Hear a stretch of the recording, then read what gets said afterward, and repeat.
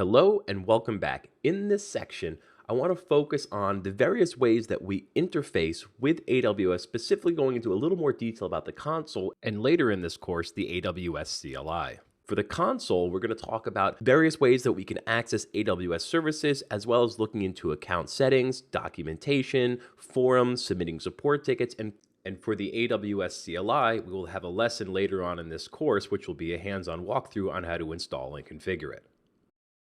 So again, let's just take a look over here on the Orion papers for our account connection tools. And first, we'll take a look at the console, which we have up right here. And first, I just want to note several different ways that we can access various AWS services.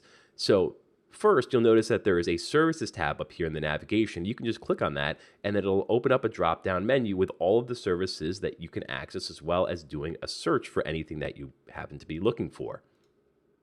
In addition, there are recently viewed services and also all services which match the same dropdown as up above.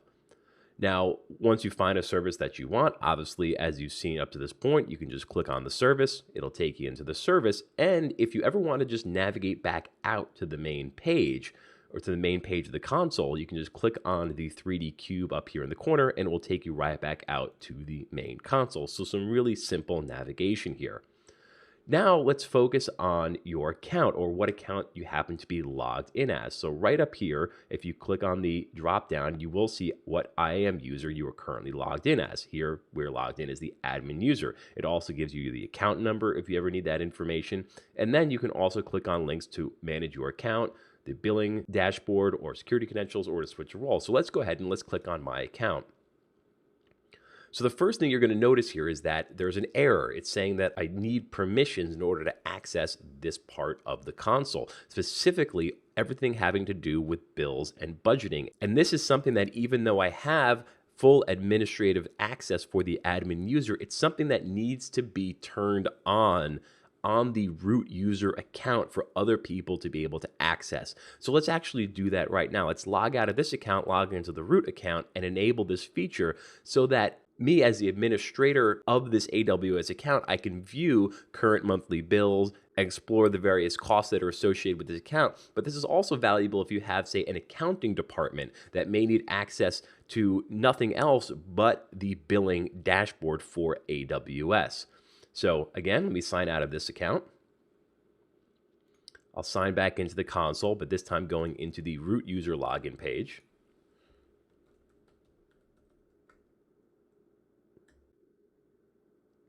And then what we want to do is go back up to your username, go to my account.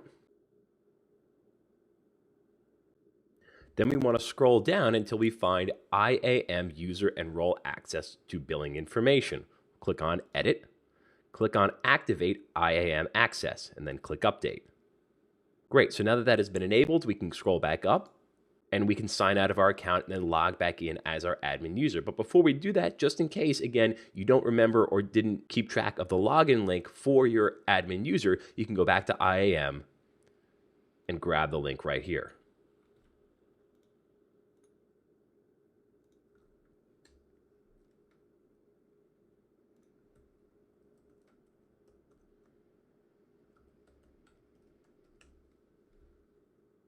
So now that I'm logged back in as my admin user, I can go back to my account. And now I should see that I have full access to my account settings and, more importantly, to the current monthly bills, the Cost Explorer, the budgets, the reports, and everything else that may be required to properly administer this from a cost and budgeting standpoint. So next, up here, we can take a look at this again, and this is how you manage what region you are currently working in. So if you want to now provision resources in say, the US West, North California region, or move any of your infrastructure to Europe, to Ireland, Frankfurt, London, or to Asia, all you need to do is come here and click on one of these, and you've just switched to that particular region. So now if I were to provision, say, an EC2 instance, I'm actually provisioning an EC2 instance on AWS hardware in a data center that is located in Singapore. If I were to click and say, move this to South America, I am now provisioning an EC2 instance on hardware that is located in South America. So just be very mindful that as you choose and switch between various regions, that you are literally then launching or using services on physical hardware located in those countries. Next, let's take a look at support. And this is something that is super important that I feel is often very overlooked, and that is how to use these various support features. So let's take a look first at Support Center. So Support Center is where you're going to come if you need to submit any support tickets to AWS. So these can be things like you're having technical issues, or if you hit one of their soft limits, meaning that you've hit a limit on the amount of a type of service that you are currently using, you can come in here and create requests to have more access or to use more of something within AWS. And we'll go into limits as we move into various sections of this course. Next, we can take a look at forums. This is a great place to come to, one, find questions that have already been asked and answered, but to also ask questions ourselves to get help and assistance from other people in the AWS community as well as AWS employees. Next, let's talk about documentation. And this, I feel, is the most important piece of this entire lesson, because as a solutions architect and as somebody that uses AWS on a daily basis, documentation becomes an extremely important resource. There is no such thing as an AWS expert that does not use documentation. So don't ever feel that you shouldn't have to use documentation. I use documentation all the time. I'm constantly referencing it. I'm constantly looking up things because AWS is so large. There are so many little nuances, little bits of technical information that it is impossible to know how to do everything from memory. And it is often multiple times a day that I'm in here looking up specific information that I may need to administer items or applications in AWS. So here's just a list of all of the current AWS services and the direct link to all of the documentation for those services. So let's just take a look at Amazon EC2. When you click on a documentation, there's going to be various documentation types. So there's going to be here, there's a user guide for Linux instances, a user guide for Windows instances, then the EC2 section for using it with the AWS CLI. And then within each one of those sections, there's various formats. So HTML, PDF, download it and view it on an Amazon Kindle.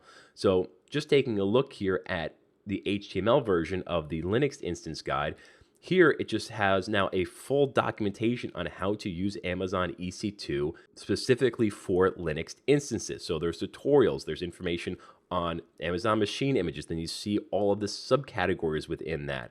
Monitoring, network and security, storage, resource and tags.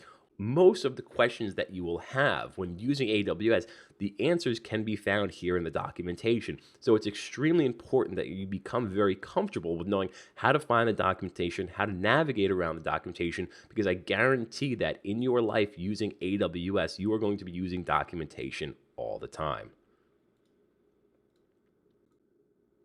So again, that's just a quick review of the console, the navigation, and how to find various settings and documentation that you will need to know how to access and use as you start to use AWS in your daily life. And with that, we'll conclude this lesson. Thank you for watching. You may now move on.